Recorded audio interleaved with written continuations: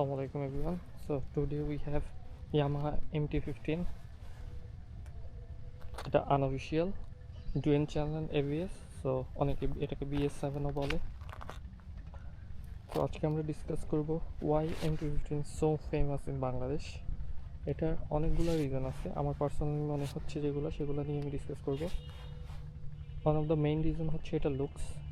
MT-15 এর অন্যান্য ভার্সনগুলো like MT-03, 09, 07 এগুলা এতটা ফেমাস না যতটা এই MT-15টা ফেমাস। তারপরে হচ্ছে ফুয়েল কনজাম্পশন একটা রিজন। এটা নর্মাল স্পিডে আপনি ডেইলি লাইফের জন্য মাইলেজ অনেক হাই পাবেন। আমি 50 পর্যন্ত পাইছি ঢাকা সিটিতে, আর এখন আমি 44 পাচ্ছি বিকজ এটা বারবার স্টার্ট অন অফ করা হচ্ছে শর্ট ডিস্টেন্সের কারণে।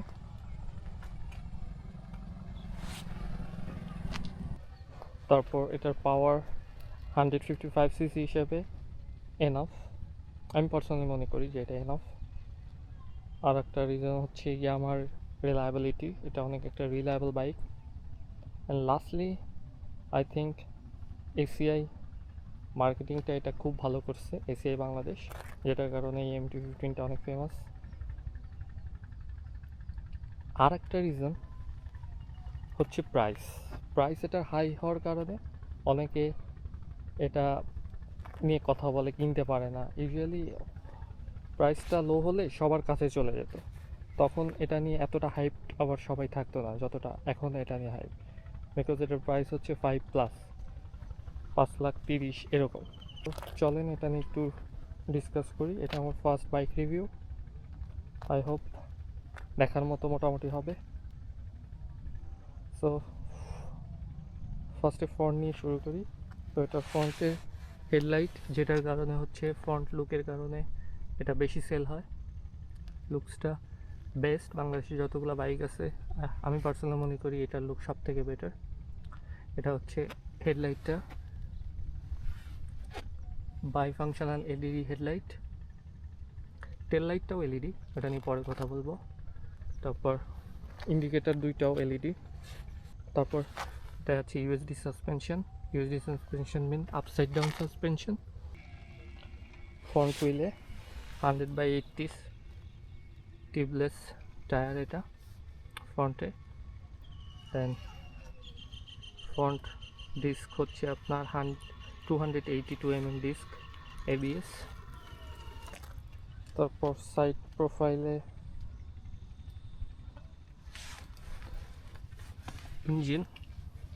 ইঞ্জিন হচ্ছে আপনার 155 সিসি লিকুইড কোল্ড ইঞ্জিন। এটা পাওয়ার প্রডিউস করে 19-এর মতোই বলা যায়, 19 হর্স পাওয়ার। আর টর্ক হচ্ছে আপনার 14.1। টর্কটা আরেকটু বেশি হলে ভালো হতো। একটা VVA টেকনোলজি আছে। VVA হচ্ছে ভ্যারিয়েবল ভালভ অ্যাকচুয়েশন। এটা হয় কি 7200 RPM-এ দুইটা ডাবল ভালভ ওপেন হয়, তখন আপনি স্টেবল একটা স্পিড পাবেন, একটু হাই স্পিড পাবেন আর স্টেবল থাকবে। আর এটার কারণেই আপনার ফুয়েল কনজাম্পশনটা এত লো, মাইলেজটা এত হাই, জাস্ট এই টেকনোলজির কারণে। এটা আপনার R15-এ ইউজ করে। Transmission 6 speed manual gear box, fuel tank 10 litre, seat height 810 millimetre অথবা 32 ইঞ্চ, যেটাই বলেন আপনি। সো আমার হাইট 5.7, আমার জন্য হাইটটা পারফেক্টই বলা যায়, খুব বেশিও না, আবার আমি ইজিলি রিচ করতে পারি। আই থিঙ্ক 5.5-এর আপ থেকে সবাই ইজিলি এটা রাইড করতে পারবে। এরপর আসি রেয়ার হুইলে। রেয়ার টায়ার হচ্ছে 140/70 আর টিউবলেস। রেয়ার ডিস্ক হচ্ছে 220 mm। এখানেও ABS আছে, এটা ট্রাকশন কন্ট্রোলও আছে, যেটা মিটার একটু পর দেখাবো। পিছনের ডিজাইনটাও খুব অ্যাট্রাকটিভ, ক্লাসি। পিছনে হচ্ছে আপনার এলইডি টেল লাইট অ্যাজ ইউজুয়াল, সব গাড়িতেই এখন থাকে। তারপর হচ্ছে আপনার সাইড ইন্ডিকেটর, দুইটা এলইডি, দ্যাটস ইট। এখানে একটা মাডগার্ড থাকে, এটা আমার ছোটো ভাইয়ের বাইক, সো ও খুলে ফেলছে। এটা উইন্টার, এখন বৃষ্টির পসিবিলিটি নাই, সো ওর ইচ্ছা হয়েছে। আই নো কেউ কেউ এটাকে চাপড়ি বলে, আমিও মেবি বলতাম, বাট ওর ইচ্ছা হয়েছে, ও বুঝবে আবার পরে লাগাই ফেলবে, দ্যাটস ইট। গ্র্যাব হ্যান্ডেলটা, এখানে একটা গ্র্যাব হ্যান্ডেল আছে, এটা এখানে একটা কিছু দিয়ে আটকানো থাকলে কিছু ব্যাগ ক্যারি করা যায়, তো যেটার কারণে ব্যাগগুলো এখানে ফল করে। এটা আমার জন্য খুব ইউজফুল হইতো যদি এরকম কিছু থাকতো এখানে, বাট পিছনে কেউ বসলে ইজিলি গ্র্যাব করে ধরে থাকতে পারে। আর পিছনে মনোসক সাসপেনশন, দ্যাটস ইট। সাসপেনশনটা খুব স্টিফ, হার্ড বলতে পারেন, যে কারণে মনোসক হওয়ার পরেও ইজিলি আমি সেকেন্ড রোতে বসে ইজিলি কমফোর্টেবলি বসে থাকতে পারছি, কোনো প্রবলেম হয়নি। অনেক বাইকে হয় না, মনোসকটা একটু সফট থাকার কারণে যখন বাইকটা চলে বা ব্রেক করে তখন পিছনে বসে থাকাটা একটু হার্ড হয়ে যায়, বাট এটাই খুবই কমফোর্টেবলি পিছনে বসে থাকা যায়। জাস্ট সিটটা একটু ছোটো, that's the complain.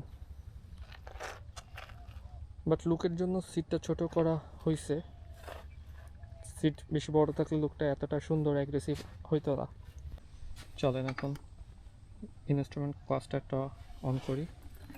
O by the way বলতে ভুলে গিয়েছিলাম, এটার বাইকটার কার্বোয়েট হচ্ছে 141 কেজি, ফুয়েল ট্যাঙ্কি ফুল সহ কার্বোয়েট যেটা বলে। তো এটা ইউজুয়ালি পারফেক্টই বলবো, এর থেকে বেশি হলে 150 সিসির জন্য একটু tough to maintain, tough to handle হয়ে যেত। It is perfect.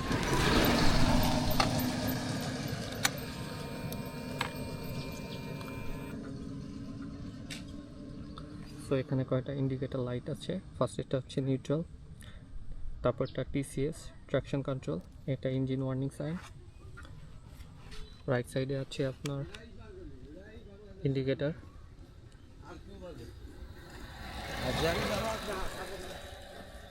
তার নিচে হচ্ছে আপনার headlight high beam sign, and তার নিচে এবিএস সাইন। ডিসপ্লেতে আছে আপনার এখানে রেভ মিটার, আর এটা হচ্ছে কিলোমিটার পার আওয়ার সাইন। এখানে ওডো 7183 কিলোমিটার চলছে, ট্রিপ 1, ট্রিপ 2, তারপরে আছে টাইম, এখন 1:07 বাজে দুপুরবেলা। এটা হচ্ছে কিলোমিটার পার লিটারে কত কিলোমিটার যাচ্ছে, লাইভ মিটার। এটা হচ্ছে এভারেজ। সো কয়েকবার শর্ট ডিস্টেন্সে বারবার স্টার্ট দেওয়ার কারণে একটু কমে গেছে, ইউজুয়ালি আমি 45-এর মতো পাই, আর হাইওয়েতে আমি 50ও পাইছি, 50+ পেয়েছে। দেন তারপরে হচ্ছে এভারেজ কত কিলোমিটার চলছে, 26 আওয়ার কিলোমিটার চলছে। স্পিডটা আমি খুব একটা হাই স্পিডে চালাই না বাইক। টিসিএস ট্র্যাকশন কন্ট্রোল 1 আছে, সেটা সাইন। রাইট সাইডে আছে মিডিলে থাকলে আপনি নিচে থেকে চাপ দিয়ে স্টার্ট করতে পারবেন, আর উপরে হচ্ছে কিল সুইচ, অন থাকলে এটা অফ করে দিলে ইঞ্জিনটা অফ হয়ে যাবে আর স্টার্ট হবে না। আর নিচে আছে হ্যাজার্ড বাটন, এই হ্যাজার্ড বাটনটা অন করলে দুইটা ইন্ডিকেটর একসাথে জ্বলবে, সামনে পিছনে। লেফট সাইডে পাস চাপ দিলে হাই বিমটা অন হবে, ছেড়ে দিলে অফ হয়ে যাবে। আর উপরটা চাপ দিলে আপনার হাই বিম আর লো বিম দুইটাই একসাথে অন থাকবে। মিডিলে হর্ন, আর একদম নিচে হচ্ছে ইন্ডিকেটর, যেটা আমার জন্য খুবই অ্যানোয়িং লাগতেছে, কারণ আমি লাস্ট যেটা বাইকটা অনেক দিন ধরে রাইড করছি সেটায় হর্নটা সবসময় নিচে থাকে। ইউজুয়ালি সব বাইকে হর্ন নিচে থাকে আর ইন্ডিকেটরটা থাকে মিডিলে, বাট এটাই উল্টা।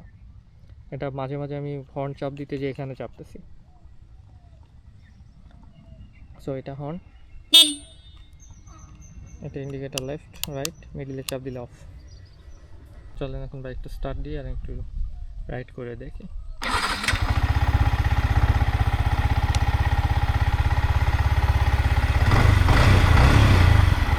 সাউন্ডটা এবারে 155-এর জন্য, বেসটা আর একটু বেশি হলে অনেক ভালো লাগতো। আমি ইউজুয়ালি স্টক পছন্দ করি। আফটার মার্কেট কোনো এক্সজস্ট এগুলো এইসব বাইকের জন্য পছন্দ করি না। সাউন্ডটা ভালোই, খারাপ না।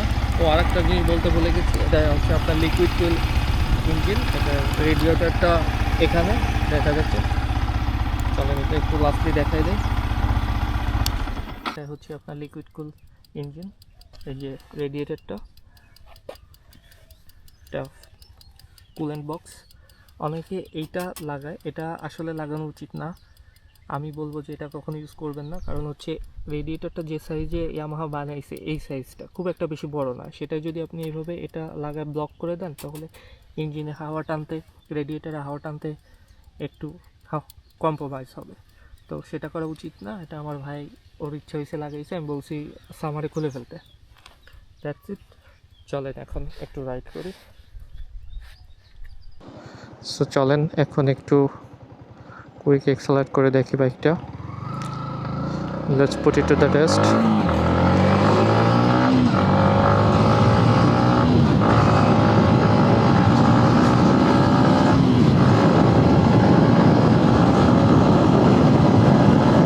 ভিভিএ অন হয়ে গেছে।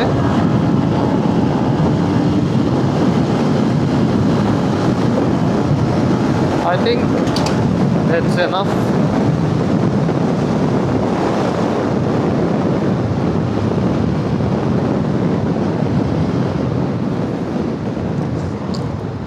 So quick acceleration is good enough for a 155cc bike.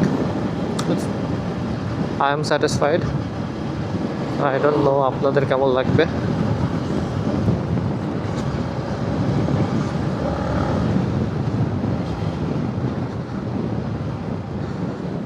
Breaking 50, only front brake, ABS ছিল, সো এটাও এনাফ। চলেন এখন দুইটা ব্রেক একসাথে ট্রাই করি। পিছনে একটা বাস আসতেছে, এটা আগে চলে যাক।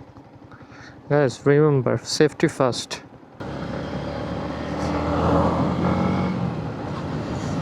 চলেন 50-তে একটু দুইটা ব্রেক একসাথে করে ট্রাই করি। 50 brake is good. So this is first time আমি রেয়ার ABS বাইক এভাবে হার্ড ব্রেক করলাম। বোঝা যাচ্ছিল যে বাইকটা ব্রেক ছেড়ে দিচ্ছিল যখন স্লাইড করার টাইমে। So it's all happen in a nano second. So আপনি বুঝবেনও না যে বাইক রেয়ার চাকা স্লিপ করতেছে বা এরকম সিচুয়েশানে আছে। সো ওটা ব্রেক ক্যান্সেল করে দেয়, ফার্স্ট ফ্রন্ট চাকার সাথে কমিউনিকেশন মেনটেন করে। ট্রাকশন কন্ট্রোলও এভাবে কাজ করে। আমি এটা ঢাকা সিটিতে জ্যামের ভিতরে ড্রাইভ করছি এবং খুব ইজিলি আমি ফাঁকা টাকা দিয়ে বেরিয়ে গেছি কমফোর্টেবলি। সাউন্ডটা হাই স্পিডে পারফেক্ট, বাট আইডিয়াল স্পিডে সাউন্ডটা একটু মোটা হলে ভালো হইতো, বেসটা একটু বেশি হলে ভালো হইতো, but no complain. 155cc bike হিসেবে ইটস ওকে, পারফেক্ট। চলেন আমার ফ্রেন্ডটাকে দাঁড়ায় রাখছি, ওকে নিয়ে একটু ড্রাইভ করে দেখি যে দুইজন মিলে কেমন লাগে, সাথে পিলিয়ন নিয়ে কেমন লাগে রাইড করতে।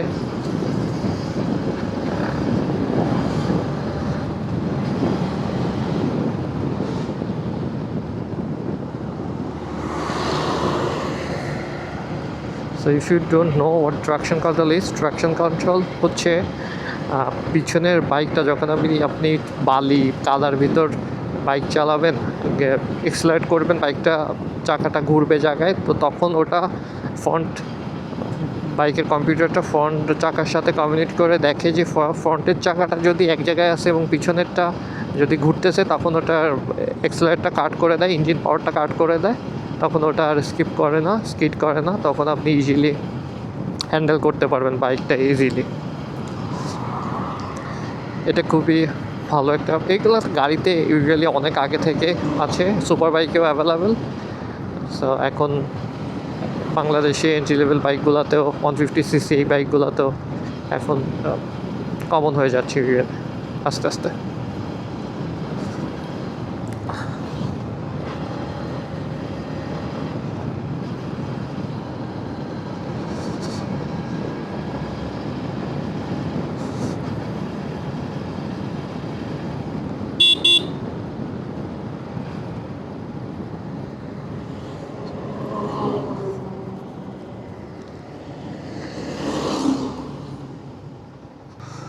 সো এখন আমি আমার ফ্রেন্ডকে নিলাম, ওর ওয়েট হচ্ছে 70 কেজি, আমার 65, সো আমার থেকে বেশি। রোডের মাঝখানে একটা মহিলা। দেবরাজ, ওনার একটু সাইডে দিয়ে দে, আর 100 টাকা দে, পারবি?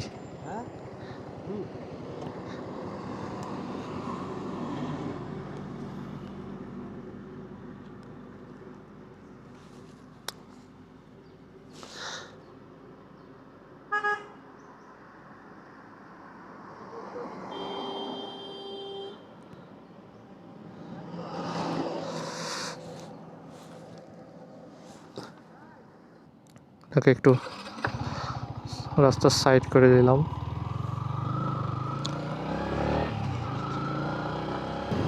রেয়ার সাসপেনশন বা মনোশক সাসপেনশন স্টিফ হওয়ার কারণে বাইকটা এভাবে দুলে না, যেটার কারণে একটু হেল্প হয়। বাট ইউজুয়ালি বাইকটা যারাই কিনে তারা সিঙ্গেল রাইডই বেশি করে।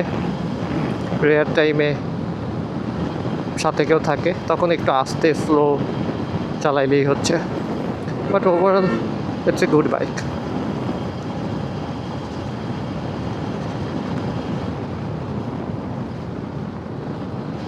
সো অলরেডি আমি মাইলেজ পাচ্ছি 42.3।